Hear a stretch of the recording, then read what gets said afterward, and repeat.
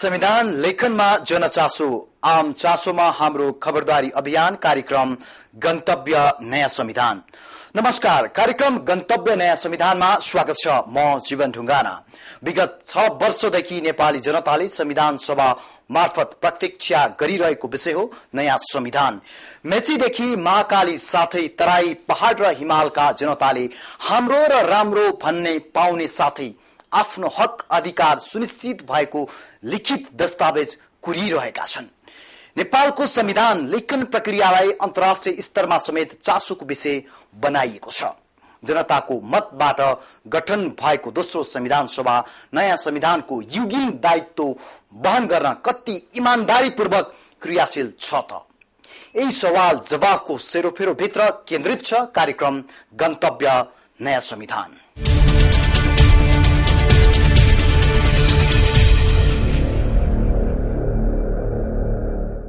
दर्शकवृन्द, राजनीतिक दलहरूले प्रतिबद्धता जनाएको संविधान जारी गर्ने म्याद माघ 8 मा मुलुकले संविधान पाउन त सकेन नै, अझ दलहरूका बीचमा वाद विवाद र प्रतिवादको अवस्था उत्पन्न भइरहेका छन्। संविधान सभाका अध्यक्ष सुभाष चन्द्र नेङवाङले प्रश्नावली बनाउनको लागि गठन गर्नुभएको प्रस्ताव समितिले काम गरिरहेको छ। तर शान्ति प्रक्रियाको महत्वपूर्ण हिस्साको रूपमा रहेको ए माओवादी भने यो प्रक्रियाबाट टाढै रहेको छ। यस्तो अवस्थामा प्रस्ताव समितिले आफ्नो जिम्मेवारी कसरी पूरा गर्ला त? सबैको चासोको विषय बनेको छ। प्रस्ताव समितिले अहिलेसम्म के काम गर्यो त? हेरौं अबको प्रस्तुतिमा।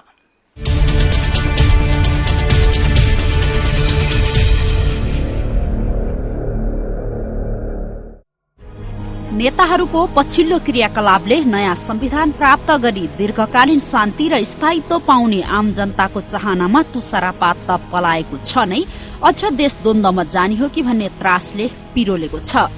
सत्तारूढ दल नेपाली कांग्रेस र नेकपा एमाले लगायतका दलहरूले प्रक्रियामा गएर संविधान निर्माणको बाटो खुलेको भन्दै अगाडि बढेका छन् भने सत्ता बाहिर रहेका एकीकृत नेकपा माओवादी नेतृत्वको मोर्चा भने प्रक्रियामा गएर सत्तारूढ दलले सहमतिको सम्पूर्ण वातावरण खलपलाएकाले देश द्वन्द्वमा जाने खतरा भएको प्रतिक्रिया दिएको छ। यस्तो अन्योलपूर्ण अवस्थामा गुज्रिरहेको वर्तमान राजनीतिले दलहरूबीच संवादहीनताको अवस्था सृजना गरेको छ। सत्तारूढ दल, विपक्षी दल ए माओवादी र मधेसी दल देशलाई निकास दिन भन्दा पनि असहमतिमा मात्र रमाउन चाहेका कारण सहमतिको वातावरण बिग्रिएकाले अब प्रक्रियामा गएर जसरी भए पनि संविधान निर्माण गरेरै छाड्ने पक्षमा छ। जिद्द गरेर जहिले पनि दल धाक देखाउने र आन्दोलन भन्ने युद्धको कुरा अनेक थरीका कुराहरू तपाईँ जहिले पनि गरिराख्नुहुन्छ। त्यसैले हामीले पनि प्रजातन्त्रकै निम्ति प्रजातन्त्रलाई बचाउनेको निम्ति हामी प्रक्रियामा हामीले गएका हौँ। संविधान निर्माण गर्ने प्रक्रिया अहिले अगाडि बढेको छ। 8 माघको सेरोफेरोमा हामीले संविधान दिन सकेनौं, तर नेपाली जनताका समक्ष हाम्रो भनाइ छ कि हामीले कमसेकम प्रक्रिया थालनी गर्यौं। अब संविधान बन्छ। अब जस्ता सुकै बाधा अवरोधहरू खडा भए पनि नेपालमा संविधान बन्छ भन्ने कुराको हामीले सन्देश दिएका छौं र संविधान बन्छ। म सबैका सामु भन्न चाहन्छु कि संविधान बन्छ। संविधान बन्ने कुरालाई कसैले पनि रोक्न सक्दैन। तर कुनै पनि शर्तमा संविधान लेखन नरोक्ने भन्दै सत्तारूढ दलले प्रक्रियाको काम अगाडि बढाइसकेको छ। अधिकतम मान्य संविधान निर्माण गर्ने सत्तारूढ दलले दावी गरे पनि संविधान सभामा पहिचान सहितको संहिताको नारा लगाउँदै आएको एकीकृत माओवादी नेतृत्वको मोर्चाका सदस्यहरू समितिमा बसेका छैनन्। तर पनि 73 सदस्यीय समितिको आवश्यक 2/3 भन्दा 1 बढ़ी अर्थात 49 जना सदस्यहरूको सर्वसम्मतिले कार्यविधि निर्धारण उपसमिति गठन गर्ने निर्णय गरेसँगै संविधानका विवादित विषयहरू पनि प्रश्नावलीकै रूपमा टुंगिने पक्का भएको छ। एकीकृत माओवादी नेतृत्वको मोर्चामा रहेका दलहरूलाई सदस्यको नावली दिन संविधान सभाका अध्यक्षले पटक पटक आग्रह गर्नुभएको थियो। तर ती दलले नाम नदिएका कारण शनिबार 2/3 सदस्यहरूको उपस्थितिमा बैठक बसेको हो। संविधान सभाका अध्यक्ष सुभाष नेङवाङलाई विवादित विषयको प्रश्नावली सहितको प्रतिवेदन बुझाउनेछ। समितिले निर्माण गर्ने प्रश्नमा 2 विकल्प राखिनेछन्, हुन्छ या हुँदैन। प्रश्न अलि तय गर्न बनेको प्रस्ताव समितिको शनिबार बसेको बैठकले कार्यविधि निर्धारणका लागि सभासद रमेश लेखकको संयोजकत्वमा 7 सदस्यीय उपसमिति गठन गरेर प्रक्रियाको थलानी गरेपछि प्रक्रियाको विरोधमा रहेका दलहरू अझ आक्रोशित बनेका छन्। लेखकको संयोजकत्वमा गठित समितिमा कंग्रेसका किरण यादव, एमालेका भानुभक्त ढकाल र श्रीमाया थकाली, राप्रपाका दीपक बोहरा, राप्रपा नेपालका दिलनाथ गिरी र स्वतन्त्र सभासद अत्तर कमल मुसलमान रहेका छन्। माओवादी मोर्चाले सहमतिका लागि समिति गठन फिर्ता लिनुपर्ने शर्त राखिरहेका बेला समितिले आफ्नो सक्रियता बढाएकाले मोर्चा झन संकटमा पर्ने पक्का छ। संविधान निर्माणमा सहमति जुट्न नसकेपछि गठित प्रश्नावली समितिले बनाएको उपसमितिले आइतबारसम्म सबै कार्यविधि तय गरी समितिमा प्रस्तुत गरेको छ। समितिले काम थालेको 5 दिनभित्र प्रतिवेदन बुझाउने जिम्मेवारी पाएकाले बिहिबारदेखि संविधान सभाले बिजनेस पाउने भएको छ। संविधान सभाका अध्यक्षले दलहरूलाई सहमतिका लागि भन्दै 10 दिन दिनुभएको थियो, तर प्रमुख दलका बीचमा अहिलेसम्म औपचारिक वार्ता भएका छैनन्। सत्तारूढ दलले प्रधानमन्त्री सुशील कोइरालालाई वार्ताको पहल गर्ने जिम्मेवारी दिएको छ भने मोर्चाले माओवादी अध्यक्ष पुष्पकमल दाहाललाई, तर विपक्षी मोर्चा भने सत्तारूढ दल जबरजस्ती प्रक्रियामा गएकाले अब यो कदम नसचिए संविधान सभाबाटै बाहिरिएर आन्दोलनमा जानुको विकल्प नभएको निचोडमा पुगेको देखिन्छ। प्रक्रियामा अहिले समस्या देखा परेकोले देशलाई त्यो दिशातिर लैजानको निम्ति आन्दोलनको दबाव पनि आवश्यकता पर्छ। त्यसकारणले जनपरिचालना आन्दोलनमा पनि हामी जाउँ। त्यसो गर्दाखेरि संविधान सभाभित्रको सङ्घर्ष, वार्ताको टेबलको सङ्घर्षलाई सकारात्मक दिशातिर लैजान सकियोस् भन्ने कुरा नै हाम्रो अहिलेको मूलभूत कुरा। दलहरूको यस्तो रवैयाले गर्दा नै पहिलो संविधान सभाबाट त देशले ठूलो नोक्सानी बिहोरो, अब दोस्रो संविधान सभाबाट पनि धेरै जनतालाई आफन्तत्वको भाव पैदा हुने संविधान नआउने आशंका अधिक रहेको देखिन्छ। संविधान सभाकै लागि धेरै जनधनको क्षति सहेर पनि जनताले ठूलो संघर्ष गरेको इतिहास छ। देश र जनताको हितकै लागि भन्दै पनि कुनै संघर्ष गर्न पछि परेनन्। आफू मरेर भए पनि यी राजनीतिक दलहरूलाई सधैँ साथ दिँदै आएका जनतामा अब भने दलहरूका गैर जिम्मेवारीपनका कारण वितृष्णा पैदा हुँदै गएको छ। राष्ट्रिय तथा अन्तर्राष्ट्रिय अनावश्यक दबाव र कर्तव्यच्युत भएका दलहरूलाई बहुमत अल्पमत भन्दा पनि अधिकतम सहमतिमै संविधान निर्माण गर्न दलहरूलाई खबरदारी गर्नुपर्नेमा जनता नै सचेत हुनुपर्ने देखिन्छ। आफ्ना स्वार्थ र अडान भन्दा माथि उठी देश र जनताको सर्वपक्षीय भलोको लागि सबै दलहरूले लागे अझै पनि सहमतिको संविधान निर्माण हुने सम्भावना देखिन्छ।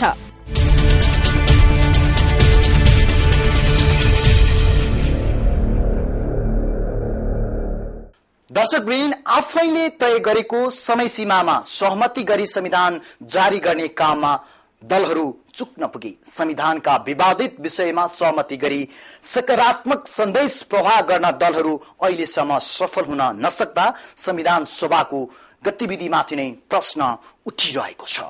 संसारका लागि नमुना प्रस्तुत गर्दै गठन भएको दोस्रो संविधान सभाले काम थालेको वर्ष दिनमै संविधान बनाउने बाचा गरेको थियो, तर संविधान सभाले त्यो प्रतिबद्धता पूरा गर्न सकेन। अझै रोचक कुरा त संविधान सभाले अझैसम्म पनि पूर्णता पाउन सकेको छैन। थप चर्चा एकैछिनको विश्रामपछि।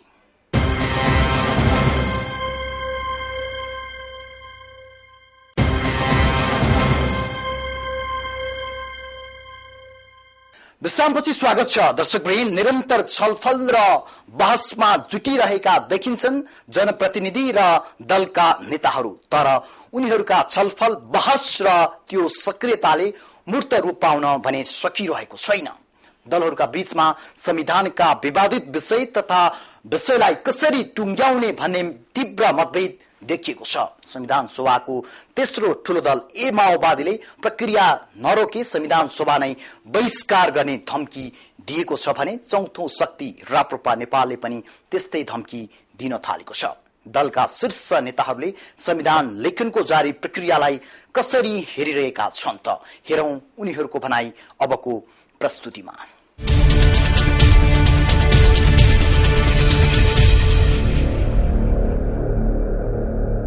बनाउन पर्छ, जनसङ्ख्या भएको भूभागलाई एउटा प्रदेश बनाउनु पर्छ भनेका छन्। त्यसैमा सहमति गर्ने एका थरीको ढिबी छ, एका थरीको जिद्दी छ। अरू 2/3 के भनेका छन् भने जातीय आधारमा संविधान निर्माण गर्न हुन्न, क्षेत्रीय आधारमा संविधान निर्माण गर्नु हुँदैन, भौगोलिक आधारमा विभिन्न जात जाति भाषाको प्रतिनिधित्व हुने गरी संविधान निर्माण गर्नुपर्छ भन्ने मत छ। र यो 6 वर्षसम्म सहमतिको मुरली बजाउँदै नेपाली जनताले इन्तजार गर्दा गर्दै संविधान बनेन। तपाईँहरूले देखिरहनु भएको छ। अवस्थाले जब संविधान बनाउने यिनीहरूले छाँट ल्याएनन्, मङ्सिर 5 गते नै प्रक्रियामा सुरु गर्नुपर्छ। यो सहमतिको नाममा एकीकृत माओवादी र मधेसवादीहरूले संविधान बन्न नदिने, बने आफ्नो भनेको संविधान बन्नुपर्ने, नबने संविधान बन्न दिन्नन्। त्यसकारणले मङ्सिर पहिलो हप्तामै चाहिँ प्रक्रियामा जानुपर्छ भनेर दुई पटक त लिखित रूपमा फुल हाउसले यता समितिलाई समय थप्न हुँदैन भनेर हामीले दिइरहेका छौँ, मौखिक रूपमा भनेका छौँ। त्यसो हुनाले सत्ता पक्षले पनि मङ्सिर 5-7 गते चाहिँ सुरु गर्ने प्रक्रियालाई माघको 5 गते किन लयो भने उनीहरूले पनि वास्तवमा उनीहरूलाई पनि यो सङ्घीयता घाँडो भएको छ। नमिलेका कुरा तावडा हुन्, तपाईँलाई थाहा छ। शासकीय प्रणाली, न्याय प्रणाली, निर्वाचन प्रणाली, राज्यको पुनर्संरचना, यी 3टा कुरामा खासै समस्या होइन। न्याय प्रणाली पनि ठुलो समस्या होइन, यद्यपि उनीहरूले चाहिँ त्यहाँ समस्या देखाएका छन्। सबैलाई अहिले समस्या परेकै सङ्घीयता हो। हामीले यही मञ्चमा यही ठाउँबाट तपाईँहरूलाई कैयौँ पटक भन्यौँ, सबैका अगाडि गलपासो भएको सङ्घीय प्रणाली हो। नेपाली जनताले प्राप्त गरेका उपलब्धिहरूलाई संस्थागत गर्ने गरी नयाँ संविधान निर्माण गर्न दबाब दिनु हो।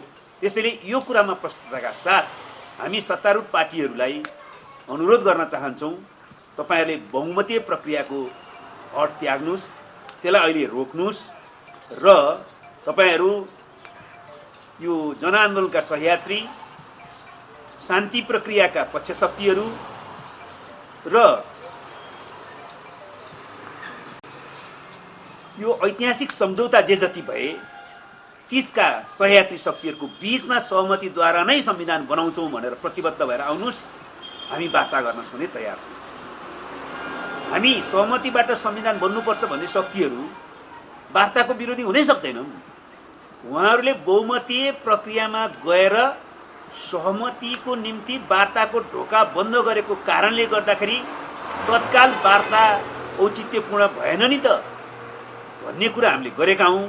हामीले वार्ताको ढोका बन्द गरेका होइनौँ, तर उहाँहरूले बहुमतीय प्रक्रियाको ढोका जो बाटो अगाडि बढिरहनु भएको छ त्यसलाई बन्द गरेर सहमतिको निम्ति वार्ताको ढोका खोल्न साथ र त्यस प्रकारको वातावरण बनाएर प्रतिबद्धता व्यक्त गर्न साथ हामी वार्ताको प्रक्रियामा प्रवेश गर्छौँ र नयाँ सिराबाट वार्ता छलफलले सहमतिद्वारा संविधान निर्माण गर्ने एउटा दिशामा देश जानुपर्छ।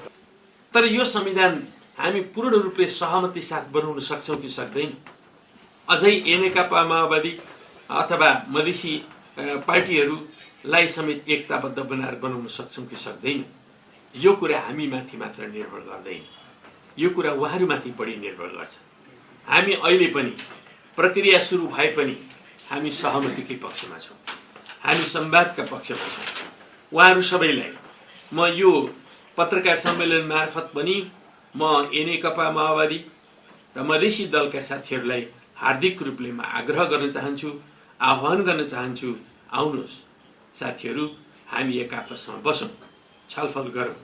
फेरि पनि हाम्रा तिनै मुद्दाहरू हुन्, तिनै मुद्दाहरूमा अझै गहिराईबाट हामी छलफल गरौँ र सहमति निर्माण गर्ने कोसिस गरौँ। निश्चित रूपले लचिलो ढङ्गले तपाईँहरूले प्रस्तुत हुनुपर्दछ। नेपाली जनताले हेरिरहेको स्थिति छ। नेपालमा गणतन्त्र, नेपालमा संघीयता, नेपालमा धर्मनिरपेक्षता, नेपालमा सबै उत्पीडित जाति वर्ग क्षेत्र लिङ्गको समानुपातिक समावेशी प्रतिनिधित्व हुने समावेशी लोकतन्त्र जसको सङ्घर्ष र बलिदानको कारणले आयो, जोसँगको शान्ति सम्झौताको कारणले आयो, त्यसैलाई पाखा लगाएर संविधान बनाउँछु भन्ने बडो अनौठो र एउटा दुःखद स्थिति नियमतीय प्रक्रियाबाट यो सम्पूर्ण परिवर्तनलाई निस्तेज पार्ने र परिवर्तनको वाहकलाई पन्छाएर त्यो शक्तिलाई पन्छाएर र सम्झौता सहमतिबाट आएका नयाँ शक्तिहरूलाई पन्छाएर पुरानै शक्तिले चाहिँ संविधान बनाउँछौं भन्नु देशलाई शान्ति र स्थिरता र विकासतिर होइन फेरि राजनीतिक मुठभेडतिर फेरि राजनीतिक द्वन्द्वतिर धकेल्ने दुस्साहस हो यो। यसलाई किमार्थ स्वीकार गर्न सकिँदैन। संविधान सभाले गठन गरेको प्रस्ताव समितिलाई व्यवस्थित ढंगले सञ्चालन गर्न माननीय रमेश लेखकको संयोजकत्वमा कार्यविधि बनाउन जुन उपसमिति गठन भएको थियो, उपसमितिले आफ्नो प्रतिवेदन समितिमा पेश गर्यो र त्यसमा लामो छलफल भएर केही भाषागत सुधार गरेर कार्यविधि बैठकले पारित गरेको छ र त्यो कार्यविधिका आधारमा भोलि बिहान 8:30 बजेबाट यो समितिले प्रस्ताव तयार गर्ने, प्रश्नका रूपमा प्रस्ताव तयार गर्ने कामलाई सुरु गर्छ। त्यो समितिले नै गर्छ कि फेरि उपसमिति हुन्छ त्यसमा? त्यो कार्यविधिका अनुसार समितिले नै गर्छ। भोलिबाट जति पनि असहमतिका विषयहरू बाँकी छन् ती विषयहरू आज प्रस्तुत भएको छ। ती सबै विषयहरूमा भोलिबाट बिहान बस्ने बैठकले कार्यविधिकै आधारमा प्रत्येक विषयमा प्रश्न बनाउँदै लिएर गएर 3 दिनभित्रमा प्रश्न बनाउने कामलाई सम्पन्न गर्छ। को काम कारबाहीलाई अगाडि बढाउनको निम्ति प्रश्नावली बनाउनको निम्ति त्यसको एउटा आन्तरिक कार्यविधिको आवश्यकता पर्थ्यो। त्यो आन्तरिक कार्यविधि बनाउनको निम्ति हिजै मात्र समितिले एउटा उपसमिति बनाएको थियो। उपसमितिले आफ्नो आन्तरिक कार्यविधि सम्बन्धी मस्यौदा पेश गर्यो र त्यसैमा सामान्य छलफल भयो, त्यसलाई पारित गर्ने काम गर्यो। र यसो गरिरहँदाखेरि उसले खास गरिकन प्रश्नावली कस्ता विषयहरूमा प्रश्नहरू बन्न सक्छन्, कस्ता विषयहरूमा अहिले प्रश्नहरू बन्न सक्दैनन् भन्ने लगायतका विषयवस्तुहरू त्यो आन्तरिक कार्यविधिमा उसले अगाडि सार्यो र त्यसै बमोजिम नै आजको बैठक सम्पन्न भयो। त्यो माओवादी, मधेसवादी दल, राप्रपा नेपाल लगायतले यो समिति बहिष्कार गरेपछि त्यसले यो समितिलाई सजिलो बनाउँछ कि अप्ठ्यारो बनाउँछ? समितिलाई सजिलो र अप्ठ्यारोको विषय भन्दा पनि संविधान सभा र संविधान निर्माण गर्नको निम्ति जनताबाट मत प्राप्त गरिसकेका दलहरूले संविधान सभाभित्र नै आफ्ना कुराहरू राख्ने र त्यसै मार्फत नै संविधान सभालाई अगाडि बढाउने काम गर्नुपर्ने हुन्छ। निश्चय पनि आफूले भन्ने बमोजिमका कुराहरू सधैँभरि हुँदैनन्, हामीले भन्ने बमोजिमका कुराहरू पनि भएका छैनन्। हामीले नै जनताको बीचमा संविधान निर्माण गर्दा हामी यसरी संविधान निर्माण गर्छौँ भनेर हामीले आएका छौँ, घोषणापत्रमा ती कुराहरू भनेका छौँ। यसका बावजुद पनि हामीले नै भने बमोजिम